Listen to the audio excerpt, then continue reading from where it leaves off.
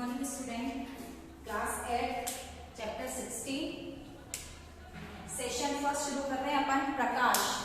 हम सबको पता है प्रकाश क्या होता है। हम लोग रोज देखते हैं सूर्य का प्रकाश हमारी पृथ्वी पर आता है, साथ साथ हम कमरे में लाइट जलाते हैं, मोमबत्ती जलाते हैं या कोई भी ऐसा स्रोत जिससे अपने को प्रकाश मिलता है। प्रकाश क्या होता है? तो प्रकाश कह सकते हैं अपने किरण के रूप में भी प्रकाश को देख सकते हैं। और हमको वस्तुएं दिखाई किसकी वजह से देती है? प्रकाश की वजह से। अगर आप ये मानते हैं कि वस्तुएं अपने को प्रकाश की वजह से दिखाई देती है, तो फिर जिन व्यक्तियों या जो अंधे व्यक्ति होते हैं, प्रकाश तो होता है तो फिर उनको क्यों नहीं दिखाई देता? और यदि हम कहते हैं कि नेत्र की सहायता से अपने को दिखाई देता है, तो अंधेरे कमरे में अपने को वस्तुएं जो है वो विजिबल क्यों नहीं होती?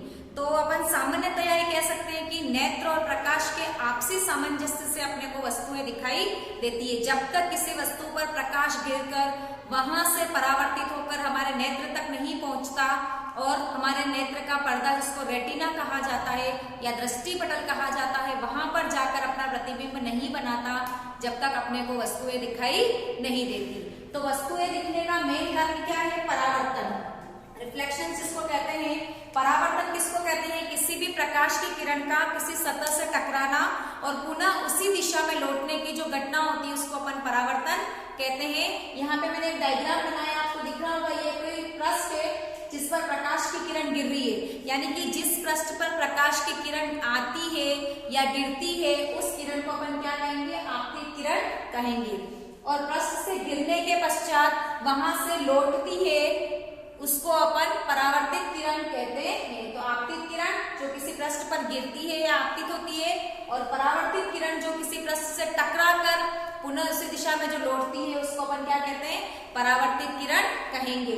जिस पृष्ठ पर आपतित किरण गिरी है उस पृष्ठ के उस बिंदु से अगर अपन 90 डिग्री का एक लाइन खींचे या रेखाखंड खींचे, उसको अपन क्या कहेंगे? अभिलंब कहेंगे। आपतित किरण जो अभिलंब के साथ में कोण बना रही है, इसको अपन एंगल आई से रिप्रेजेंट करेंगे, इसको अपन आपतन कोण कहेंगे। ये है आपका आपतन कोण। तथा परावर्तित किरण अभिलंब के साथ जो कोण बनाती है वो आपका क्या कहलाएगा? परावर्तन कोण कहलाएगा। तो डायग्राम में अपन देख रहे हैं, अपन ने 5 डेफिनेशंस देखी: आपतित किरण, अभिलंब, परावर्तित किरण, आपतन कोण और परावर्तन कोण। तो किसी सतह पर प्रकाश की किरण का गिरना, टकरा कर उसी दिशा में लौटने की घटना जो है वो आपकी क्या कहलाती है? परावर्तन कहलाती है। परावर्तन के कारण ही हम वस्तुओं को देखने योग्य बनते हैं। परावर्तन के 2 नियम है। पहला नियम क्या कहता है? आपतन कोण और परावर्तन कोण जो होते हैं वो समान होते हैं, यानी कि angle I is equal to angle R। देखिए आप यहाँ पर आपतन कोण और परावर्तन कोण हमेशा समान होंगे। यह है आपके परावर्तन का पहला नियम। दूसरा नियम क्या कहता है? आपतित किरण, परावर्तित किरण और अभिलंब तीनों एक ही बिंदु या एक ही तल पर स्थित होते हैं। इस तरह का आपको एक डायग्राम दिख रहा है, लिखने में आप थोड़ा सा ध्यान रखेंगे। आपतित किरण, परावर्तित किरण और अभिलंब तीनों एक ही तल या एक ही बिंदु पर स्थित होते हैं। यह है आपके परावर्तन का दूसरा नियम। आपतित किरण में आप एरो इस तरह लगाएंगे और परावर्तित किरण में आप एरो जो है वो अपोजिट डायरेक्शंस में लगाएंगे और इस तरह से आप डायग्राम बना सकते हैं। फिर अपन ने बिफोर क्लास में पढ़ा है कि समतल दर्पण से बनने वाले प्रतिबिंब की क्या क्या विशेषताएं होती है। फिर भी अपन इसको रिकॉल करें एक बार कि समतल दर्पण से बनने वाले प्रतिबिंब हमेशा सीधे बनते हैं। आप देखेंगे, अगर आप अपना चेहरा देखना चाहेंगे तो चेहरा ऊपर और पैर नीचे ही दिखेंगे। ऐसा नहीं कि समतल दर्पण से देखने पर आपकी टांगे ऊपर और सर नीचे हो जाए। तो हमेशा समतल दर्पण से बनने वाले प्रतिबिंब सीधे बनते हैं, समान साइज के बनते हैं। जिस साइज का अपने बिंब रखा है उसी साइज का प्रतिबिंब बनता है। बिंब और प्रतिबिंब में आप कंफ्यूज नहीं हुए।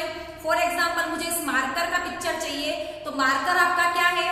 बिंब है, और इस मार्कर का दर्पण के अंदर जो चित्र दिख रहा है वो क्या हो जाएगा? प्रतिबिंब हो जाएगा। तीसरा है, समतल दर्पण से बनने वाले प्रतिबिंब आभासी होते हैं। आप लोगों को पता होगा, अपन ने पहले 6th-7th में पढ़ा है, प्रतिबिंब 2 प्रकार के होते हैं, आभासी प्रतिबिंब और वास्तविक प्रतिबिंब। तो ऐसे प्रतिबिंब जिसको पर्दे पर प्राप्त कर सकते हैं वो प्रतिबिंब आपके वास्तविक प्रतिबिंब कहते हैं, और जिन प्रतिबिंब को अपन पर्दे पर प्राप्त नहीं कर सकते उसको अपन क्या कहेंगे?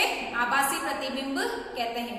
और लास्ट विशेषताएं है इसकी कि जितनी दूरी पर अपन ने बिंब रखा है उतनी ही दूरी दूरी पर प्रतिबिंब बनता है। आप इस चीज को अपने पर्सनल भी कर सकते हैं, जहां पे आपके मिरर लग रहा है, जितने डिस्टेंस पे आप खड़े हो मिरर के अंदर आपका प्रतिबिंब जो है वो उतने ही डिस्टेंस पर बनेगा। जैसे जैसे आप मिरर से पास आएंगे प्रतिबिंब भी मिरर के पास आता हुआ दिखाई देगा, और जैसे जैसे आप दूर जाएंगे आपका प्रतिबिंब जो मिरर के अंदर बना है वो भी आपके दूर जाता हुआ दिखाई देगा। तो समतल दर्पण से बनने वाले प्रतिबिंब की अपन ने 4 विशेषताएं देखी। फिर अपन देख रहे हैं पार्श्व परावर्तन। पार्श्व परावर्तन किसको कहते हैं? किसी भी दर्पण में बनने वाले प्रतिबिंब का बायां भाग दाईं तरफ और दायां भाग बाईं तरफ दिखाई देता है, यानी कि राइट वाला पोर्शन जो है वो लेफ्ट की तरफ और लेफ्ट वाला पोर्शन जो है वो राइट की तरफ दिखता है। आप कांच में जाके देखें कि आपने जिस हाथ में घड़ी पहनी है दर्पण में, वो हाथ आपको उल्टी तरफ दिखाई देगा। तो इस घटना को क्या कहते हैं? पार्श्व परावर्तन कहते हैं। और इसीलिए एम्बुलेंस जो लिखा जाता है किसी भी गाड़ी पर, एम्बुलेंस के जो लेटर्स होते हैं वो उल्टे लिखे जाते हैं। ऐसा इसलिए होता है कि एम्बुलेंस के आगे अगर जो गाड़ी चल रही है उसके साइड ग्लास में उस लेटर को पढ़ना चाहेगा तो परावर्तन के पश्चात कैसे दिख जाएंगे? सीधे दिखेंगे। तो ड्राइवर को पढ़ने में आसानी होगी कि एम्बुलेंस आ रही है और उसको आसानी से रास्ता दिया जा सकता है।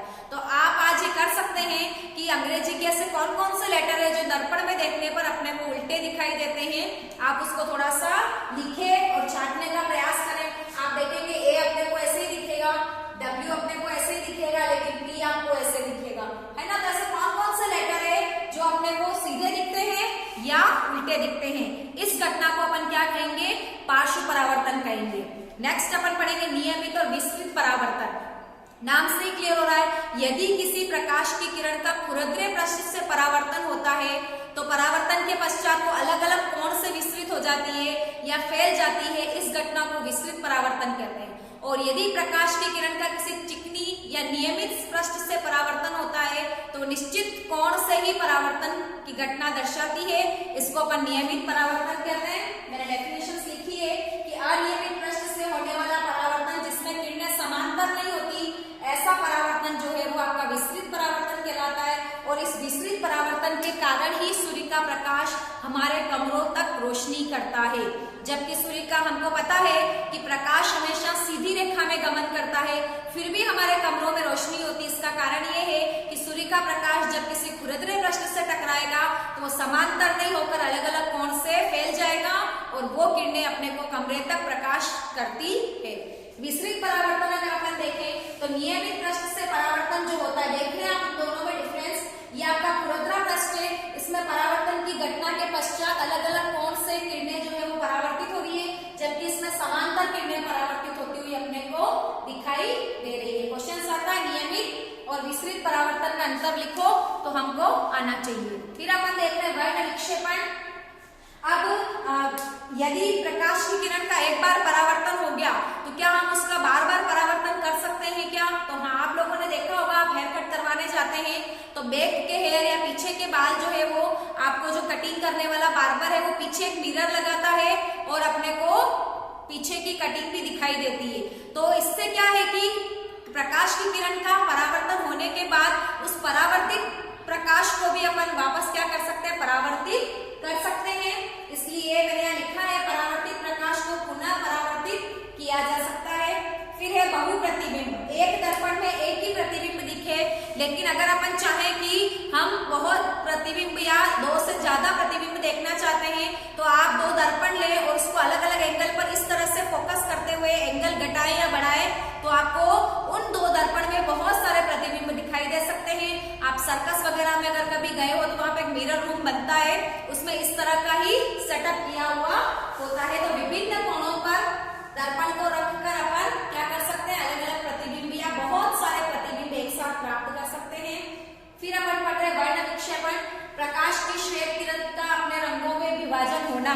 हमको पता है कि सूर्य का प्रकाश जो है वो श्वेत होता है, लेकिन वो श्वेत 7 रंगों से मिलकर बना होता है, जिसको अपन इंद्रधनुष के रंग भी कहते हैं, विब्रियो कहते हैं, और हिंदी में देखें तो बेनी, आह, पिनाला के नाम से उसको अपन जाना जाता है, जिसमें लाल, नारंगी, पीला, हरा, आसमानी, नीला और बैंगनी। अगर इसको इंग्लिश में देखेंगे तो violet, indigo, blue, green, yellow, orange और रेड। ये आपके इंद्रधनुष के 7 रंग हैं। यदि आप घर पे इन 7 रंग के कलर को लेकर बैठे और समान क्वांटिटी से अगर उन कलर को आप मिलाएं एक साथ तो लास्ट में आपको श्वेत रंग इससे पता चलता है कि सूर्य का प्रकाश जो है वो इन रंगों का मिश्रण है और ये रंग आपस में मिलकर अपने को श्वेत दिखाई देते हैं। आप और देख सकते हैं, आप सीडी को देखेंगे तो उसमें 7 रंग दिखते हैं और आप उसको रोटेट करेंगे तेज गति से तो सीडी आपको श्वेत दिखाई देगी। तो सूर्य का प्रकाश जो है वो 7 रंगों से मिलकर बना होता है और इन 7 रंगों में विभक्त होना क्या कहलाता है? वर्ण विक्षेपण कहलाता है, जिससे आपके इंद्रधनुष दिखाई देता है। कैलेडोस्कोप एक यंत्र होता है जिसमें अलग अलग प्रकार के पैटर्न को अपन क्या कर सकते हैं? देख सकते हैं। आप घर पे भी अपना कैलेडोस्कोप बना सकते हैं, जिसके मेथड आपकी बुक्स में दे रखा है। कैलेडोस्कोप में बहुलिक परावर्तन के कारण बहुत सुंदर पैटर्न बनते हैं। इसमें सबसे अच्छी बात यह होती है कि एक पैटर्न वापस रिपीट नहीं होता, हमेशा हर पैटर्न आपको अलग अलग तरीके से दिखाई देगा। तो जितने भी आपके ये कह सकते हैं कि डिजाइनर्स जो होते हैं या कलाकार जो होते हैं या दीवारों पर पेंटिंग करने वाले जो व्यक्ति होते हैं, वो इन्हीं कैलेडोस्कोप को उपयोग करते हुए अपने दिमाग में अलग अलग पैटर्न को सोचते हैं। प्रकाश का जो पुनर्परावर्तन की अपन ने बात की थी, इसका उपयोग जो है वो आपके पनडुब्बीज में, टैंकर में या अलग अलग प्रकार के यंत्रों में दुश्मनों को देखने के लिए इसी का सहारा लेते हैं। इस युक्ति के आधार पर ही पनडुब्बी के अंदर से अपन बाहर से देख सकते हैं कि हमारे आसपास कोई दुश्मन है या नहीं, या उसकी प्रेजेंस है या नहीं। प्रदीप्त पिंड, ऐसे पिंड जो हमेशा दूसरों के प्रकाश से चमकते हैं, उसको अपन प्रदीप्त पिंड कहते हैं, कि जिनका अपना खुद का प्रकाश नहीं होता। चंद्रमा की बात कर रहे हैं, चंद्रमा का अपना स्वयं का प्रकाश नहीं होता, वो सूर्य के प्रकाश से दीप्त होता है। तो ऐसे पिंड को अपन क्या कहेंगे? प्रदीप्त पिंड कहेंगे। लेकिन ऐसे पिंड जिनका अपना स्वयं का प्रकाश होता है और स्वयं प्रकाश को उत्सर्जित करते हुए चमकते हैं, ऐसे पिंड को अपन दीप्त पिंड कहेंगे। जैसे कि सूर्य, तारे, मोमबत्ती, आप ट्यूबलाइट ले लो, एनीवन। फिर है एनसीईआरटी का पूरा नाम, हालांकि आता नहीं है फिर भी मैंने यहाँ लिखा है, राष्ट्रीय शैक्षिक अनुसंधान और प्रशिक्षण परिषद। इसका पूरा नाम भी आपको आना चाहिए। तो आज के सेशंस में अपने प्रकाश के ऊपर डिस्कशंस किया, परावर्तन, परावर्तन के नियम, पार्श्व परावर्तन, नियमित और विस्तृत परावर्तन और वर्ण विक्षेपण की घटना को देखा। नेक्स्ट सेशंस में अपन मानव नेत्र की संरचना, क्रियाविधि और उसके डायग्राम के ऊपर डिस्कशंस करेंगे। Thank you.